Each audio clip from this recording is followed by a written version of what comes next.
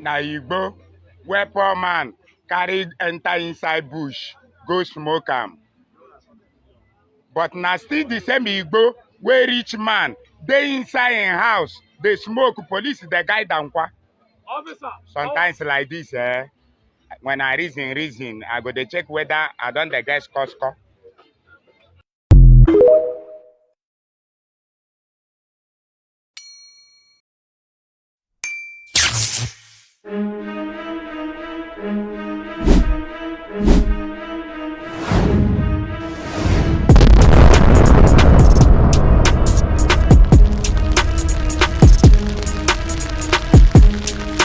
Well, let's take reactions to the kidnappings in Kaduna State, where terrorists stormed the government secondary school in Chinku local government area of the state on Thursday morning.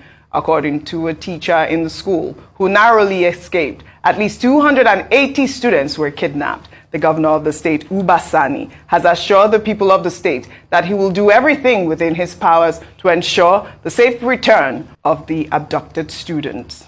What I can say here is that by the grace of God, under my able leadership, we will try as much as possible to ensure that every child return. By the grace of God, inshallah. We are doing our best. I'm going to work with the community leaders. I want to work with the traditional rulers here, as well as the youth, to ensure that every child return back home by the grace of God. Well, all right. It's good to see that the governor, reacted swiftly by going to the school and also addressed the people of Kaduna State. But this is quite absurd at this moment. I mean, the call for state police cannot even be more louder at this point. I believe I spoke to some people at the government house, and they talked about the fact that about 57 children escaped. 57. I just spoke to somebody early this morning in government house. About 57 of them have come back, or they escaped from that incident. But I mean, it really boils down to securing our school system. Yeah. I heard you earlier this morning what has been done. I mean, 280 of them were kidnapped in broad daylight, early morning.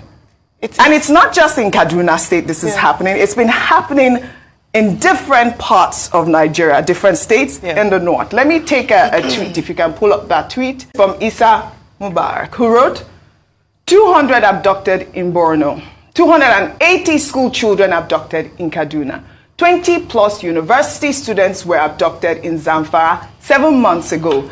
These are the ones that made it to the news. Only God knows what happens in those remote villages. And that's the pertinent question there. These are the ones that have been reported. Yes. What are the security agencies doing at this point?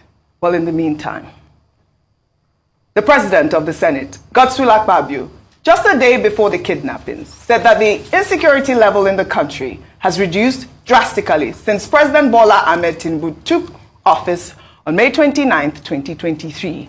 Akpabio made the statement while contributing to a debate on a motion regarding the recent killings in Benue State. He noted that while the latest attack was an aberration, there was a recorded decrease in the frequency of major killings across the country. I've not heard any comment from the government of Benue State. If 50 people are killed, or more than 50, and communities are being attacked, we will expect that the governor will either cry out or marshal out plans with the immediate security operatives within the Benue State to see what he can do before we start bringing the issue to the president.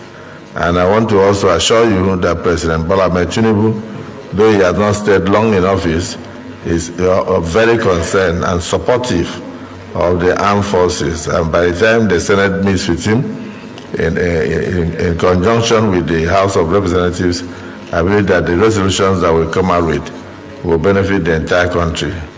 It's a fact that, yes, since his assumption of duties, insecurity has abated. Major attacks are no longer taking place, but this one is just an aberration.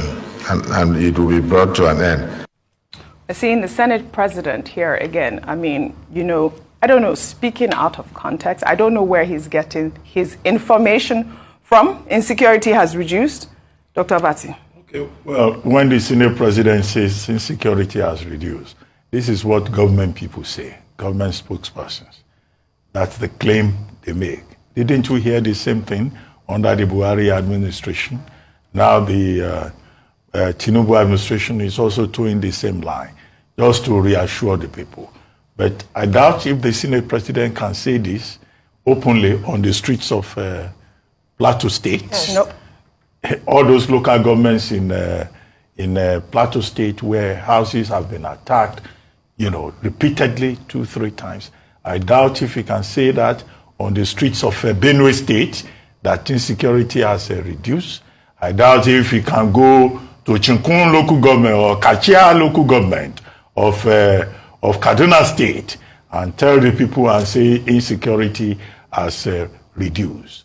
Now, if we take insecurity in an expanded sense, because insecurity doesn't only refer to your physical security, the threat to you physically.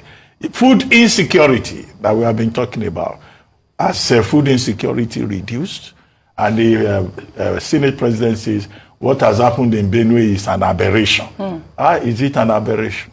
What Nigerians have realized is that they are not safe at home. No. They are not safe on the streets. In fact, their stomach is no longer safe. Demons of hunger are threatening, their stomachs, right, because government has not been able to provide food for them.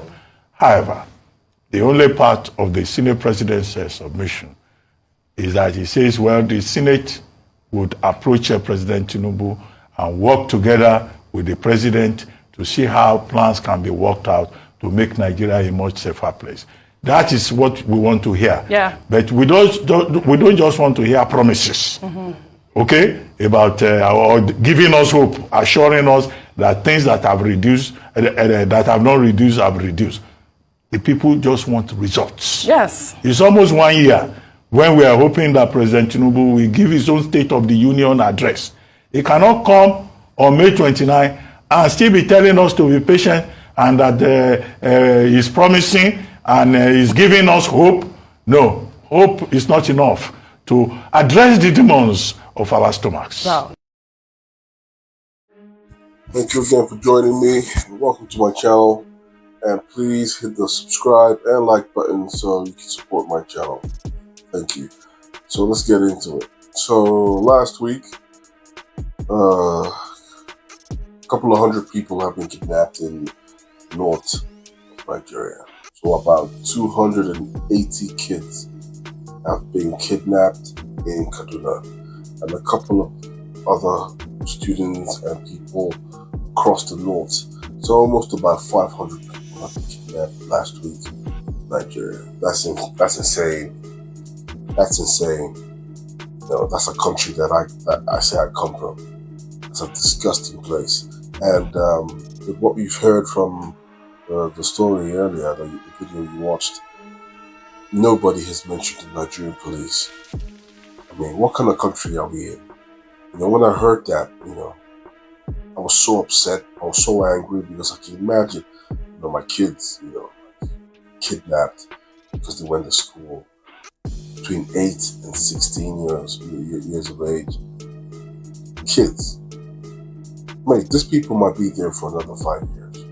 That's how disgusting Nigeria is. Sad, super sad.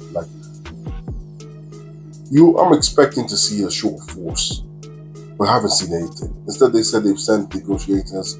They've went somewhere to speak to these people. They even know where they are.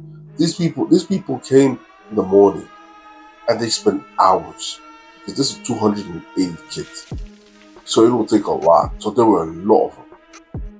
Imagine the time it took.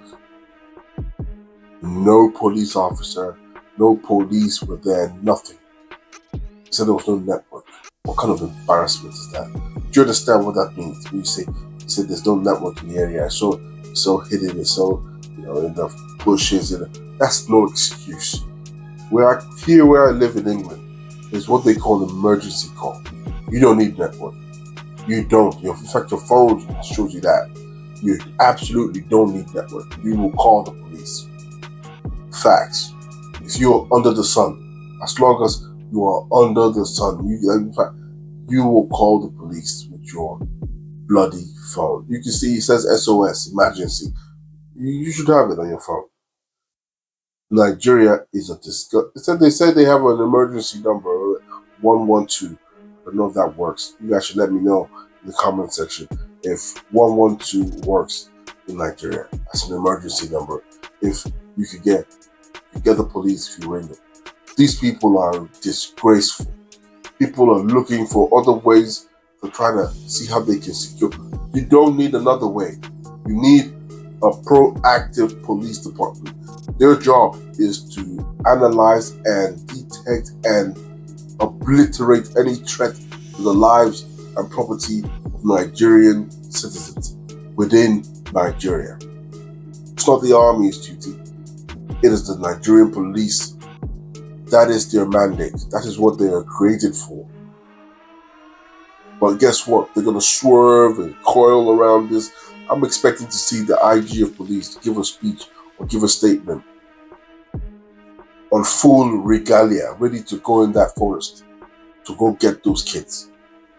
So for 10 years that they fought against this particular thing, kidnappings of children from schools, from the first one we had with the Chibok girls, they have not learned anything. This is the problem I have with Nigeria. We don't learn anything from past history. We don't look at data. We don't try to be better. How do we stop this from happening? This is why America is great. This is why the Western world, they're great. Because they learn from data. They learn from history. So this happened to us before. How can we stop this from happening again?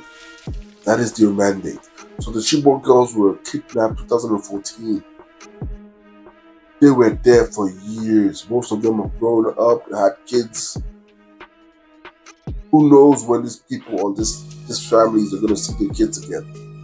It's unacceptable, guys. Unacceptable. It's so annoying, man. Let's watch this other video.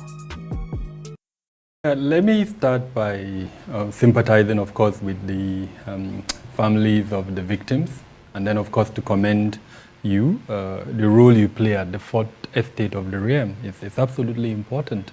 This issue shouldn't be accepted. Kids who went out early morning, 7:40 a.m., they left their parents.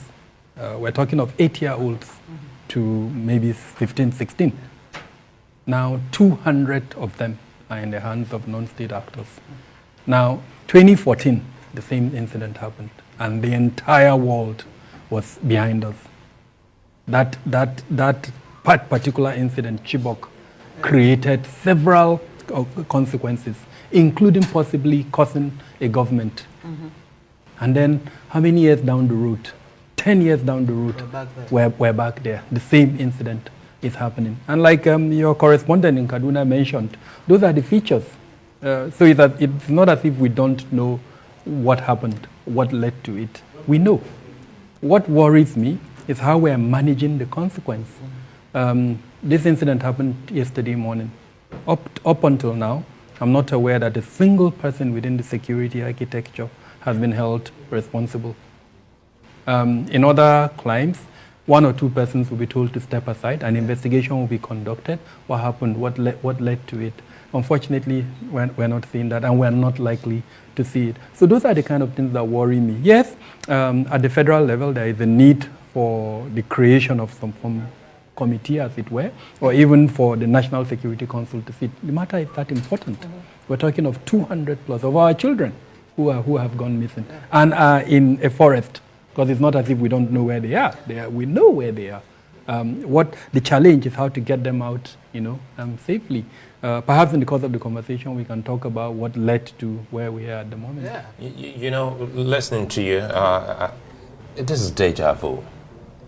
We've seen it before, and it's exactly 10 years because Chibok happened in April of 2014, and this is almost the middle of March of 2024. So, and the numbers were almost the same, 270 something, and now almost 280. Yeah. What are we missing here? In simple terms, accountability. I mean, I can talk about a lot of things, but accountability.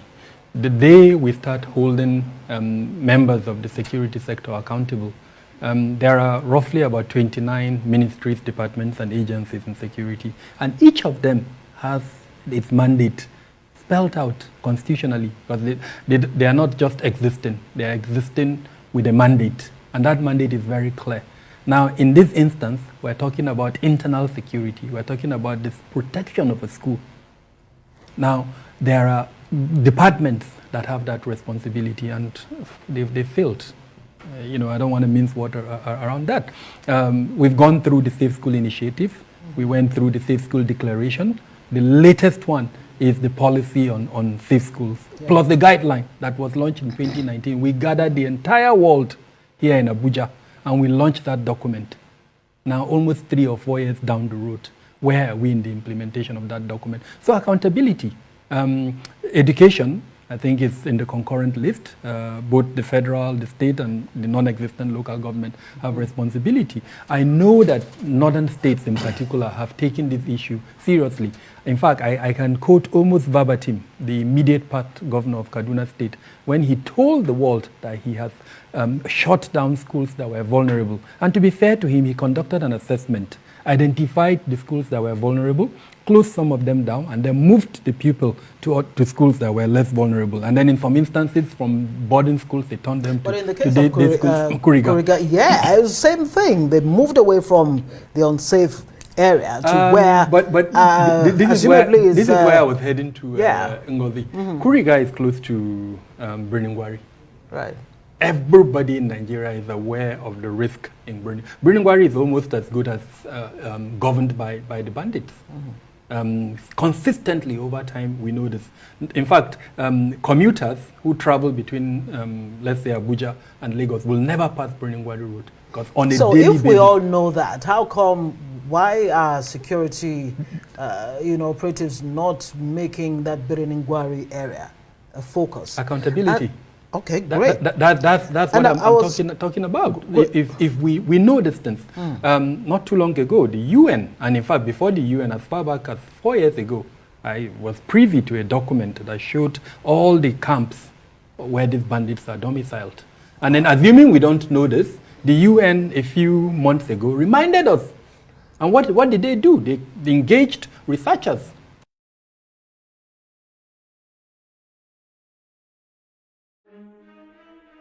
Yeah, welcome back. So they've started again with the state police conversation. I don't know why that man is talking about state police. That's something. We have over, let's say, 200 to 300,000 police officers. That stupid man says he's giving out, the IG says he has 1,000 officers for a response team in every state. Remember when he showed us the drones, the new, cars and whatever? Where's the drone with the machine gun? Where is it at? Where's the drone at? These people are incompetent to the highest degree.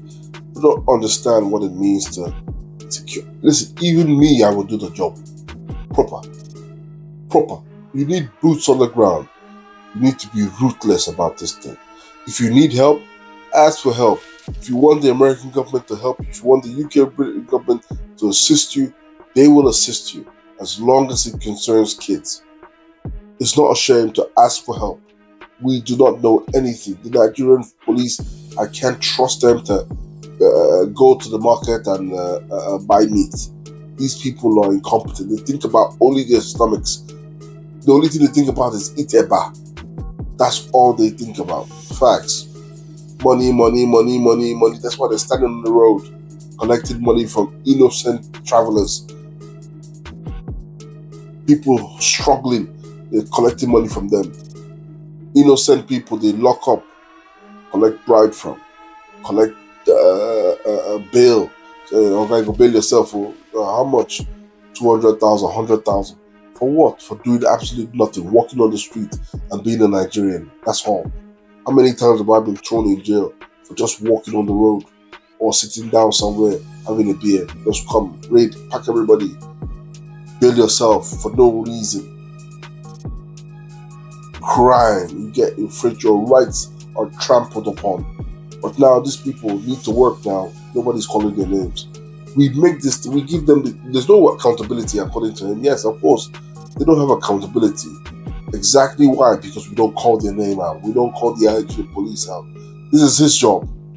These kids should be brought home ASAP. But I just feel like we won't see those kids for another 2, 3, 4, 5 years. Unfortunately. It's a sad thing to say. And I pray I'm wrong. But the odds are they might not see those kids this year. All because they wanted to go to school. Almost 20 million kids are out of school in Nigeria. 20 million kids. That is like a nation. That's a country. That is the population of some countries all over the world, like in the world now. There's countries that are less than that. But 20 million Nigerian children are out of school. Poverty in the land, there's hunger, there's everything. I don't know what people think about, man. What these guys think about. You are as good as the safety and security of your country. And you're talking about investors. You're talking about foreign investment. Are you dumb? You don't have light, you don't have security. You're talking about foreign investors. These people are a joke. You article Nigeria, these people are a joke. You don't have light, you don't have security, you don't have good roads, no fundamentals, no basic human rights. And you're talking about investors, foreign investment. People are having a laugh, mate. Anyways, this is all I got for you today, man. I'm pissed off about this nonsense, but I'll see you guys in the next video. Peace.